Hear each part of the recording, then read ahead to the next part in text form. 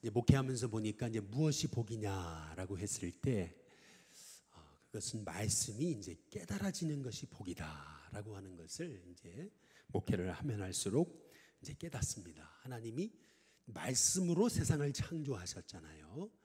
그래서 말씀이 깨달아지면 우리 안에 모든 것이 새롭게 창조되는 그런 은혜가 이제 나타나게 되는 것입니다.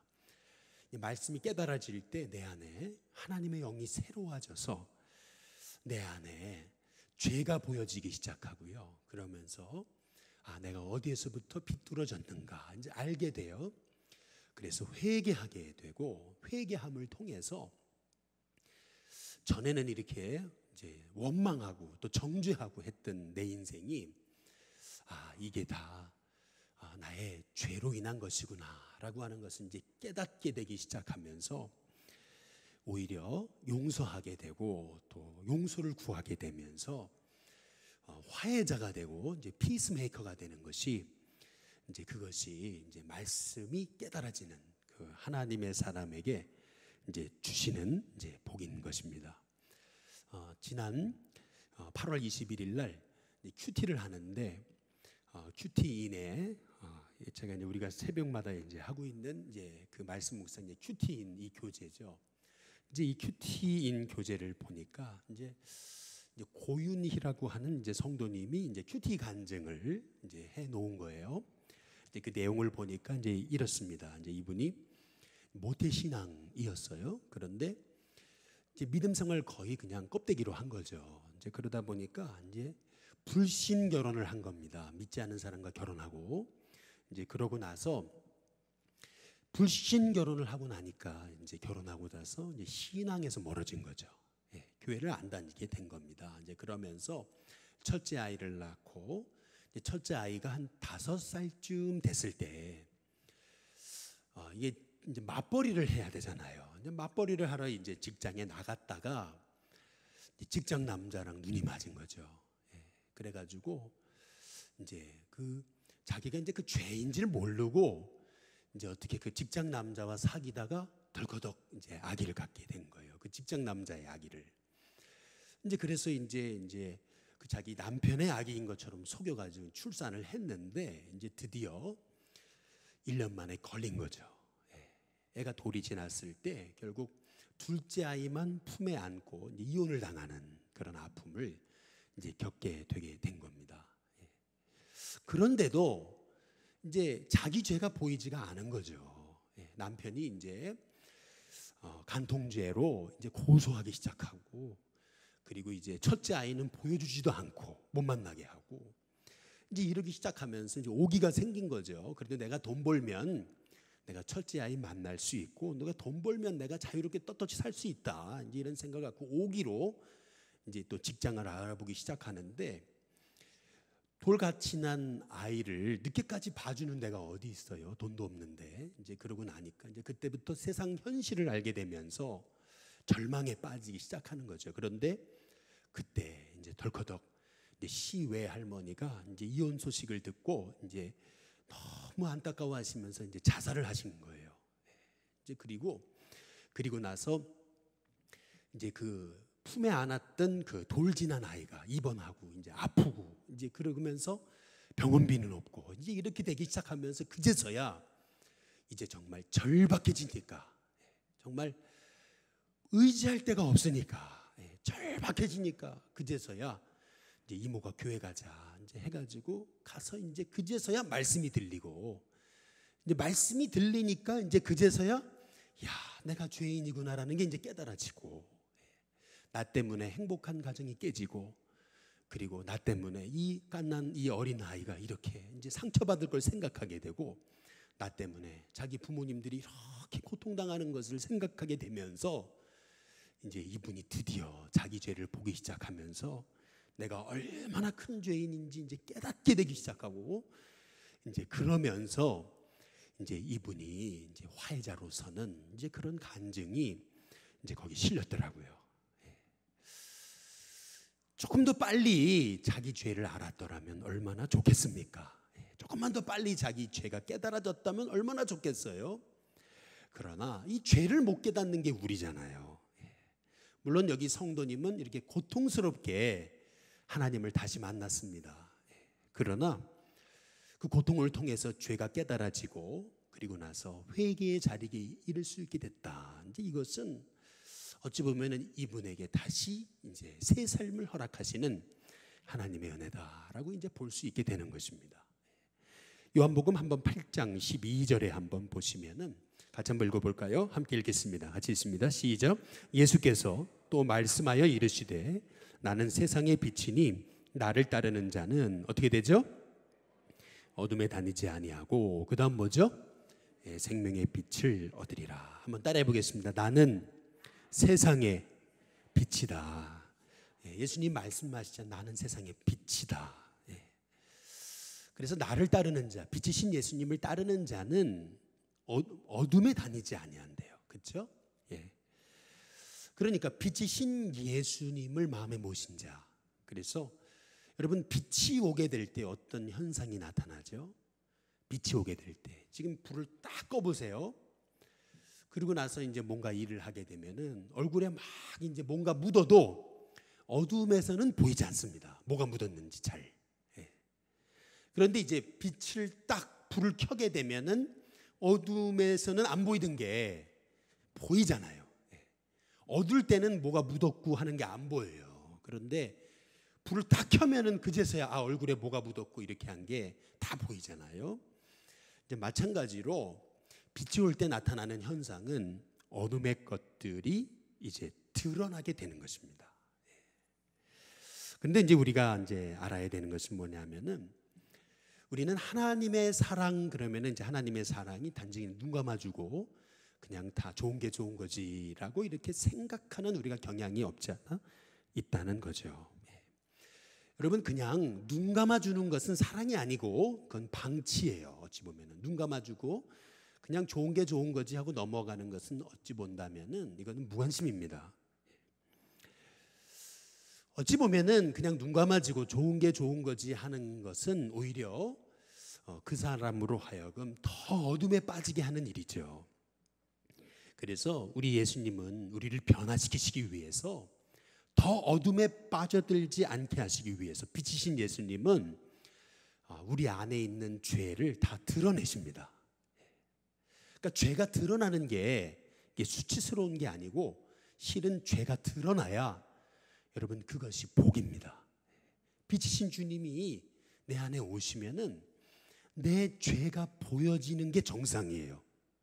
나는 죄도 없고 나같이 의로운 사람도 없고 나같이 이렇게 착하게 사람도 없고 산 사람도 없고 그러면서 여러분 사실 그게 오히려 예수님을 못 만났다는 증거입니다. 예수님을 만나면은요 빛이신 예수님이 내 안에 오시는데 내 안에 있는 그 죄의 모습이 드러나야 정상인 겁니다. 그런데 이게 죄가 드러나는 게 복인 거예요. 드러나고 이 죄를 깨닫는 게 사실은 복이라는 겁니다. 성경을 보면은요 거기 사무엘하 우리 11장 한번 2절을 보시면은 이게 성경의 위대함입니다. 성경이 왜 위대한 거냐면은 뭐 다윗이 왕이잖아요. 그 왕이라고 죄를 다 눈 감아주지 않습니다. 죄를 그냥 다 은폐하고 다 그냥 다윗은 무조건 의로운 것처럼 그렇게 얘기하지 않잖아요. 성경의 위대함은 뭐냐면은 아무리 이스라엘 백성이 가장 존경하는 왕이라도 그가 지었던 죄에 대해서 적나라하게 다 드러내고 있잖아요. 우리 사무엘하 11장 우리 2절 말씀을 한번 보시면은 같이 한번 읽어보겠습니다. 함께 있습니다. 시작. 저녁 때에 다윗이 그의 침상에서 일어나 왕궁 옥상에서 거닐다가 그곳에서 보니 한 여인이 목욕을 하는데 심히 아름다워 보이는지라. 여기 보면은 그 저녁 때에 다윗이 그의 침상에서 일어나 그랬잖아요. 이게 사실 문제거든요. 아니 왜 저녁 때에 침상에서 일어납니까? 이제 이것은 다윗이 이제 영적인 삶의 나태함이 왔다는 것을 의미하는 거거든요. 새벽에 일어나지 않고 이제 밤에 어슬렁어슬렁 일어나는 장면에서부터 이제 다윗이 이제 영적인 침체와 문제가 일어났다는 것을 얘기하고 있는 건데요. 여기 왕궁 옥상에서 거닐다가 그랬거든요. 한번 따라해 보겠습니다. 거닐다가. 이제 거닐다가라고 하는 얘기는 꼭 이것은 사자가 먹이를 찾는 것처럼, 이것은요 그냥 다윗이 어쩌다가 우연히 어떤 여자를 쳐다보고 죄를 지었다는 얘기가 아닙니다. 이것은 꼭 사자가요 먹이를 노리듯이, 먹잇감을 노리듯이 이 다윗 안에는요 이 죄로 이제 충만했던 거예요. 그러니까 올커니 한 여자가 보이잖아요. 그러니까 뚜라지게 그걸 묵상하기 시작하게 되면서 다윗은 무너진 겁니다.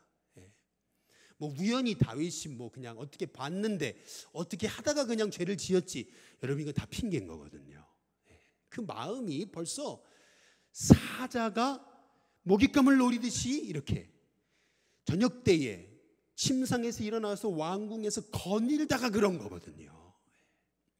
성경은 바로 이 다윗의 죄에 대해서 적나라하게 드러내고 있는 겁니다.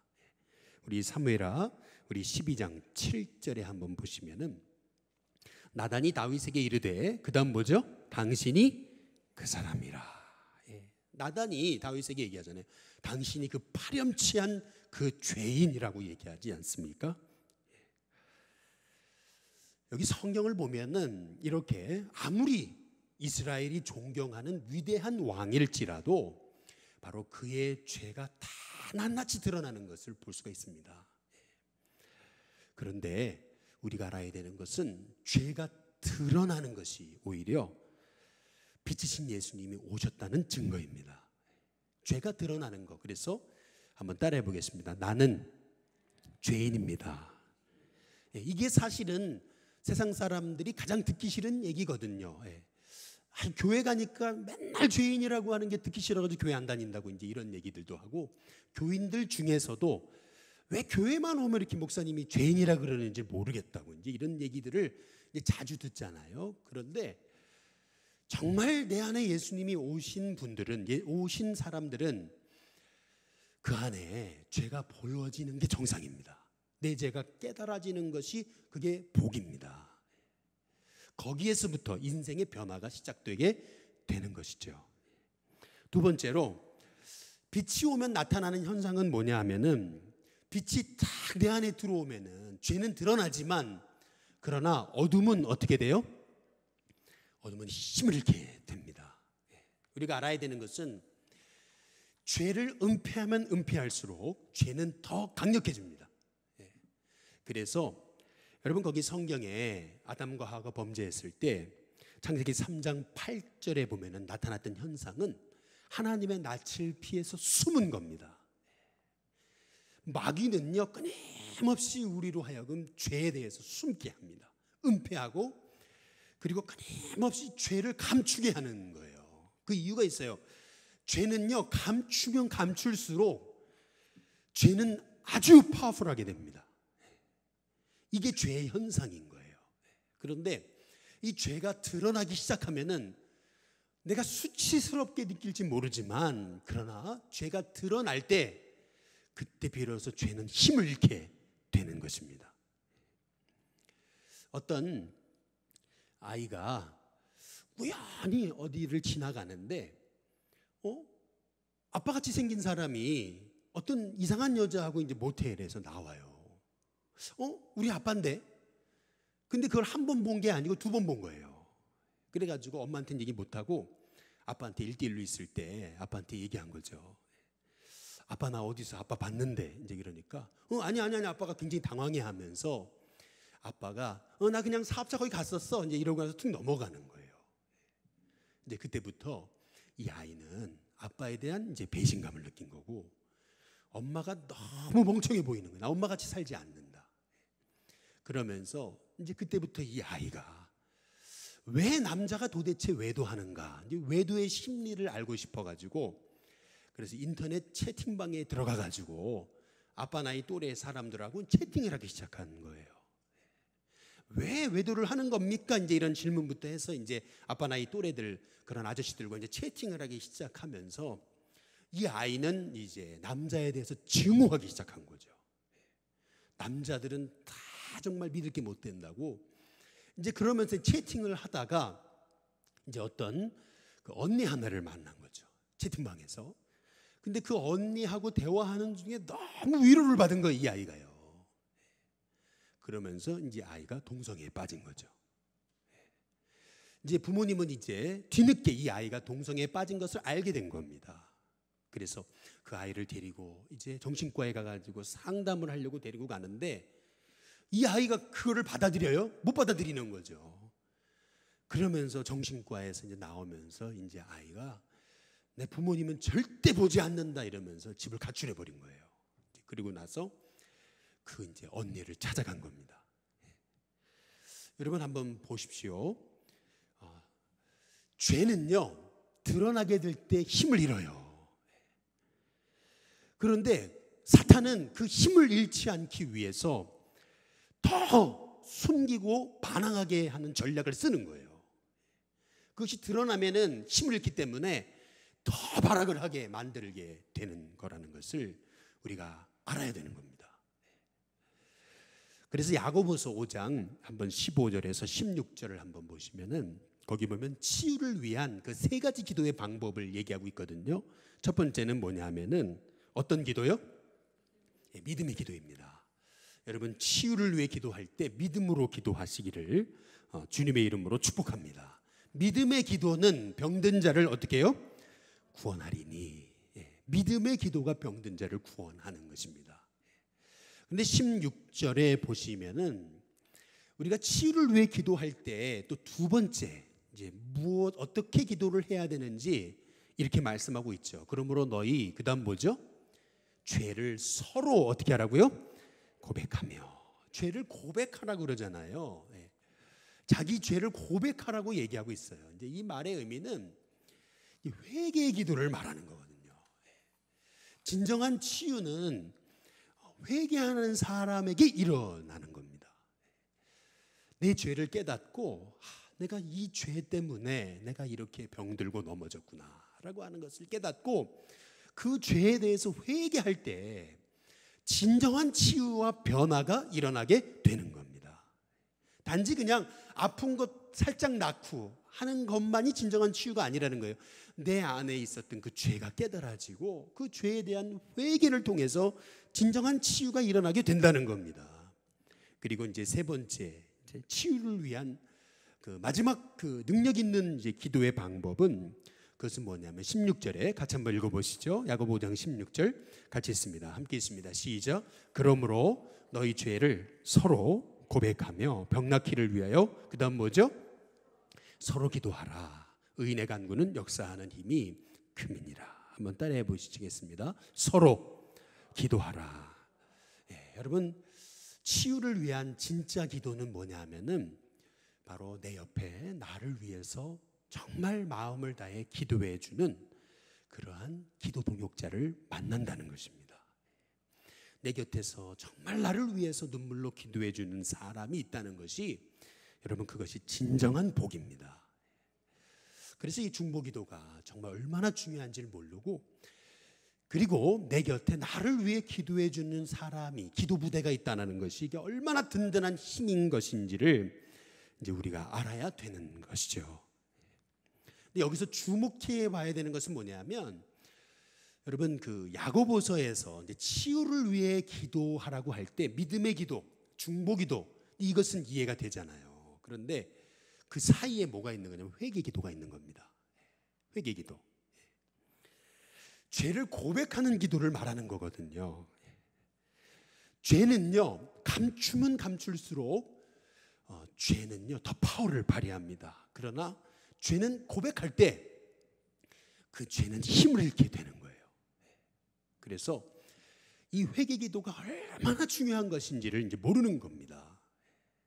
어떤 그 법조인이 뭐 이렇게 이제 어떤 그 변호사 일이나 이런 검사 일을 하게 되면은 이제 같이 이제 프로젝트로 이제 사람들과 같이 이제 어떤 그 상대방에 대해서 이제 어떤 그 싸움을 벌일 때가 있잖아요. 이제 그래가지고 이제 한 법조인이 한 프로젝트를 만나면서 이제 자기 회사에 이제 다른 팀의 한 여자 동료를 이제 만나게 되면서 같이 이제 일을 하게 되면서 이제 마음이 끌리게 된 거예요. 처음에는 이제 그게 로맨스인지 알았던 거예요. 그래서 이제 결혼한 이 법조인이 이제 그 같이 일하던 그 여자 동료를 보면서 이제 마음이 이제 굉장히 이제 뭔가 로맨스를 느끼게 되면서 전에는 몰랐던 내가 살아있다는 느낌을 이제 받기 시작한 거예요. 이제 그러면서 매주 목요일이면은 이제 만나기로 약속을 하고 이제 매주 목요일 날 이제 만난 거죠. 근데 처음에는 이제 이게 굉장히 이제 이게 만나다 보니까 막 이제 자기 옛날 청년의 시절의 그 감정도 살아나고 이제 그러면서 내가 살아있다 이제 이렇게 느끼게 이제 되게 되면서 매주 만난 거죠. 그런데 이제 그렇게 만나기를 시작한 지 1년이 지나면서 이제 이 사람이 이제 그때부터 두려워지기 이제 시작하는 거죠.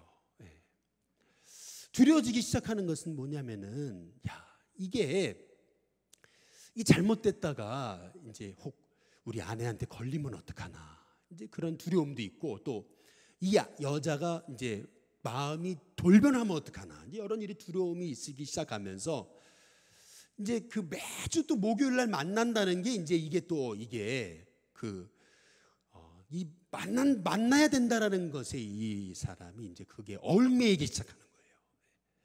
또 얽매인 이제 그런 느낌을 이제 받기 시작하면서 고민하다가 이제 친구한테 이제 얘기한 거죠. 친구 법조인인 한 친구한테 자기 고민을 털어놓은 거죠. 그런데 이 친구가 이제 뭐라 그랬냐면 이 친구가 정말 제대로 된 친구인 거죠. 뭐라 그랬냐면 친구야 그것은 로맨스가 아니고 그건 죄야. 그걸 딱 얘기해 준 거예요. 그 로맨스가 아니야. 그건 죄야. 더 이상 만나지 않았으면 좋겠다. 이제 그 충고를 해준 거예요. 근데 그게 쉽습니까 그게? 그러나 이제 이 친구가 말해준 한마디 그건 로맨스가 아니야. 착각이야. 그거는 죄야. 더 이상 만나지 마. 이제 그 충고를 딱 듣는 순간 이제 이 사람이 이제 그제서야 이제 눈이 열린 거죠. 이게 잘못된 거구나. 그러고 나서 안 만났대요. 할렐루야. 그리고 끝이래요. 정말입니다. 끝이래요. 할렐루야. 여러분, 그러니까 내 주변에 이렇게 지금 믿음의 친구가 있다는 게 이게 복이거든요. 여러분, 우리가 이제 죄를 고백하고 그리고 죄를 드러내게 될 때 이제 우리는 더 이상 이제 죄의 종노릇하지 않을 수 있는 거거든요. 근데 마귀는 자꾸 더 어둠에 있도록 죄를 못 드러내게 하는 겁니다. 마지막 세 번째로 빛이 올 때 나타나는 현상, 이제 그것은 뭐냐면은 어둠을 포기하게 되는 이제 축복이 일어나게 되는 겁니다. 우리 요한복음 8장 12절 말씀 우리 같이 한번 읽어보겠습니다. 요한복음 8장 우리 12절 말씀인데요. 우리 같이 한번 읽겠습니다. 함께 있습니다. 시작. 예수께서 또 말씀하여 이르시되 나는 세상의 빛이니 나를 따르는 자는 어둠에 다니지 아니하고 생명의 빛을 얻으리라. 여기 보면은요. 한번 따라해 보겠습니다. 나는 세상의 빛이다. 예수님이 세상의 빛이시래잖아요. 나를 따르는 자, 그러니까 빛이신 예수님을 영접하는 자는 뭐에 다니지 않아요? 어둠에 다니지 않는다잖아요. 이 말의 의미는 뭐냐면요. 빛이신 내 안에 예수님이 오셨다는 얘기는 그것은 나를 따르는 자, 나를 따른다는 의미는 그러니까 빛을 따르려면 어둠을 어떻게 해야 돼요? 어둠을 포기해야 되는 거거든요. 내가 빛이신 예수님을 영접한다는 것은 그것은 이제는 어둠을 포기한다라고 하는 이제 의미가 되는 거예요. 그래서 그 요한복음 8장에서 우리 예수님이 가늠하다 현장에서 붙잡힌 그 여인에게 이제 하셨던 말씀 그것이 뭐냐면은 요한복음 8장 11절에 보면은 따라해 보겠습니다. 가서 다시는 죄를 범하지 말라. 여러분 이게 그 NIV 영어 성경에 보시면은 이렇게 되어 있습니다. Go now and leave라고 되어 있습니다. 떠나라라고 그렇게 되어 있거든요. 그러니까 이 빛이신 예수님을 영접한다라고 하는 그 말의 의미는 어둠의 삶에서 떠나는 것을 의미하는 겁니다. 떠나는 거. 그러니까 어둠의 삶을 이제 포기하는 것을 이제 의미하게 이제 되는 것이거든요. 보통 이제 요한복음 8장에서 이제 이 가늠하다 현장에 붙잡힌 이 여인이요, 이렇게 뭐 창녀였을 것이다, 이제 그렇게들 이제 추측을 하잖아요. 근데 한번 생각해 보세요. 만약에 이 여인이 창녀였다면은 이 여인이 가서 다시는 죄를 범하지 말라라는 말씀, 죄에서 떠나라, 그 죄의 삶, 어둠의 삶을 포기하라라고 하는 그 예수님의 말씀에 순종하려면 어떻게 해야 되는 거죠? 어떻게 되냐면 그 사람에게 있어서 그 이 창녀의 일은 직업입니다. 직업이에요. 그러니까 이 말의 의미는 뭐냐 하면은 이제 예수님을 믿음으로 말미암아 이제 이 여자는 실업자가 되는 걸 의미하는 겁니다. 그런데 지금 예수님께서 하시는 말씀이 뭐냐면은 실업자가 되더라도 정말 나를 따르려면 그 죄의 삶에서 떠나라, 포기해라 라고 하는 말씀입니다. 실업자가 되더라도. 그러니까 우리도 정말 예수님을 영접한다, 빛이신 예수님을 영접한다 라고 하는 말씀의 의미는 우리가 실업자가 되더라도 내가 빛을 선택한다라고 하는 그런 말씀의 의미가 이제 있는 것입니다. 빛이 올 때 이렇게 여러분 우리가 손해를 보더라도 예수님을 영접하고 그게 손해가 아닌 이제 축복의 시작이 되는 삶을 이제 선택하게 되는 것을 이제 의미하게 되는 거거든요. 제가 이제 이 말씀만 드리고 이제 말씀을 마치겠는데요. 우리 지난번에 우리 송종민 장로님 그 색소폰 연주 이제 갔을 때 이제 가보니까 이제 우리 안요한 목사님 그 낮은 데로 임하소서 이제 그분하고 관계된 그런 단체더라고요. 맞죠, 장로님? 예. 이제 그 목사님 그 간증 여러분 잘 아시잖아요. 제가도 그 간증 들으면서 참 은혜 받았던 기억이 나는데 목사님의 아들이었잖아요. 그런데 예수님을 믿지 않았잖아요. 그러다가 이제 갑자기 실명을 하게 되지 않습니까? 실명을 이제 하게 되면서 이제 자녀들이 아버지를 떠나고 또 아내도 이제 이 남편을 떠나고 이제 그러면서 정말 그 고통스러운 이제 삶이 이제 시작되게 되면서 그제서야 이제 다시 예수님을 이제 만나게 된 것 아니에요? 어둠 속에서 이제 예수님을 만나게 되자 이제 그의 삶에서 앞은 보지 못하지만 그러나 진짜 이제 빛이신 예수님이 찾아오시니까 그 삶이 이제 새 삶이 시작되는 거잖아요.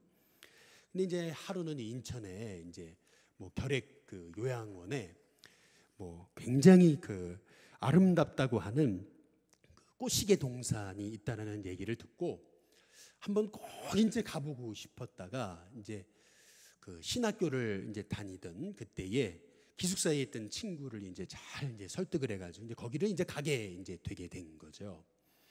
이제 갔더니 이제 얼마나 이제 그 꽃향기가 이제 정말 아름답고 얼마나 좋고 그런지 정말 오랜만에 그곳에서 이제 황홀한 그런 시간을 이제 보내고 있었는데 이제 갑자기 이제 그 같이 간 그 친구를 통해서 이제 누가 좀 만나고 싶다라고 하는 그 얘기를 이제 듣게 된 거죠. 그래서 이제 누가 만나고 싶다니까 이제 어떤 이제 벤치에 가가지고 이제 앉아서 이제 그 사람을 이제 만나게 됐는데 옆에 이제 어떤 낯선 사람이 한 사람 앉아 있긴 한데 이제 이 사람이 아무 말도 안 하더라는 거죠. 그러니까 이제 그 소개해준 이제 그 친구가 이제 무슨 얘기를 하려고 그러는 거냐고 좀 얘기 좀 한번 해보라고. 그랬더니 이제 이분이 어렵게 이제 꺼내는 말이 뭐라 그러냐면 아니 선생 사는 게 그렇게 즐거우냐고. 무슨 말인가 이제 했더니 이제 이 목사님이 이제 그 시계 동산에 와가지고 얼마나 그 얼굴에서 웃음이 떠나지 않든지 막 그냥 계속 웃음꽃이 떠나지 않는 그 모습을 보면서 정말 저렇게 앞이 안 보이는데도 어떻게 저렇게 그냥 웃음꽃이 정말 저렇게 끊이지 않을 수 있을까? 이제 그게 궁금해가지고 선생 도대체 그렇게 사는 게 행복하냐고. 나는 결핵 3기로 나는 이렇게 병도 잘 낫지 않고 난 이렇게 정말 사는 것 같지 않게 살고 있는데 도대체 당신이 행복한 이유가 뭐냐고 이제 이렇게 질문을 하니까 이제 목사님이 뭐 다른 대답은 하지 않고 그냥 이렇게 계속 웃고 그냥 말았다는 거죠. 그랬더니 이 사람이 그러면 그 주소하고 이름을 좀 알려달라고 그래가지고 이제 그러고 나서 헤어졌다는 겁니다. 근데 이제 그분이 이제 그 편지 하나를 쓴 거예요. 뭐라고 이제 편지를 썼냐면은 읽어보면은 이렇습니다. 선생님을 본 그날이 내게는 새로 태어난 날이 되었습니다.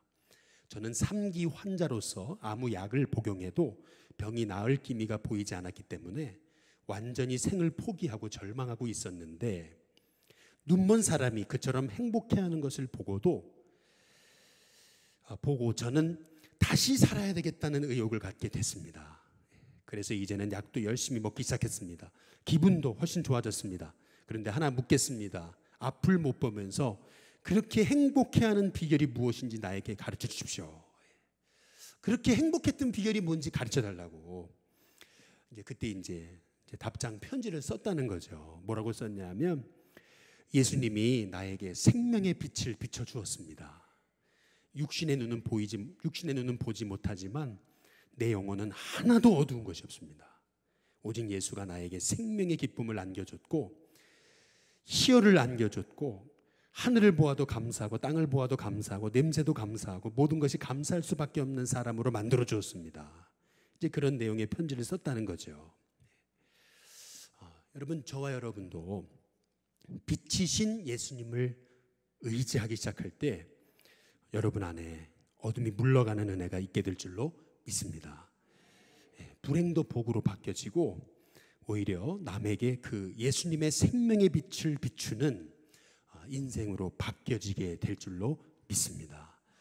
여러분 안에 예수님이 오셨죠. 빛이신 예수님이 오셨습니다. 그래서 죄가 깨달아지는 것이 복입니다. 그리고 더 이상 여러분이 죄가 깨달아지고 회개하기 시작할 때 어둠은 여러분을 지배할 수 없습니다. 그래서 여러분의 인생을 통해서 이제 빛이 비춰지는 그런 복된 인생을 살게 되는 은혜가 있게 될 줄로 믿습니다. 우리 한번 요한복음 8장 12절 말씀 우리 한번 읽어보면서 이제 말씀을 정리할까 하는데요. 요한복음 8장 12절 한번 내게 주신 말씀이라고 생각하시면서 우리 같이 한번 읽어보겠습니다. 함께 읽습니다. 시작. 예수께서 또 말씀하여 이르시되 나는 세상의 빛이니 나를 따르는 자는 뭐에 다니지 않아요? 어둠에 다니지 아니하고 그 다음 뭐죠? 생명의 빛을 얻으리라. 다시 한번 더 시작. 예수께서 또 말씀하여 이르시되 나는 세상의 빛이니 나를 따르는 자는 어둠에 다니지 아니하고 생명의 빛을 얻으리라. 할렐루야. 여러분, 이 말씀이 여러분의 고백이 될 수 있기를, 신앙의 믿음의 고백이 될 수 있기를 주님의 이름으로 축복합니다.